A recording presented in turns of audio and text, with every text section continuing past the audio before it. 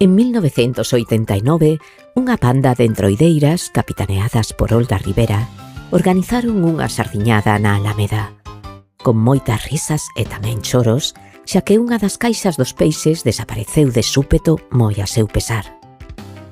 Despois da paparota foron ata a Praza Maior, onde toparon co Toño Prieto, don Carnal, que lles propuso ir hasta a casa de doña Elena, a raíña. O Toño, subido a unha escaleira que nunca souberon de onde a sacara, entre berros e cánticos, cortexou a raíña. A cal dende o balcón e co seu mellor atuendo, deleitou a todos cunha gran sonrisa.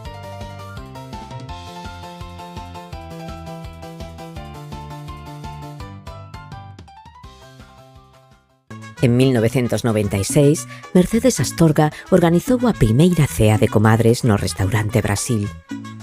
Así empezou unha tradición popular que cos anos foi medrando e extendeuse a todos os restaurantes da vila. Centos de mulleres lucen curradísimos disfraces e inundan a vila de alegría e diversión. Noites de desahogo, troula e parranda. O son das charangas non hai comadre que non baile. A tradición dictamina que esa noite soamente saen as mulleres. Os homes que queran sair teñen que ir camuflados, xa que se os pillan deben desnudarse diante de todas.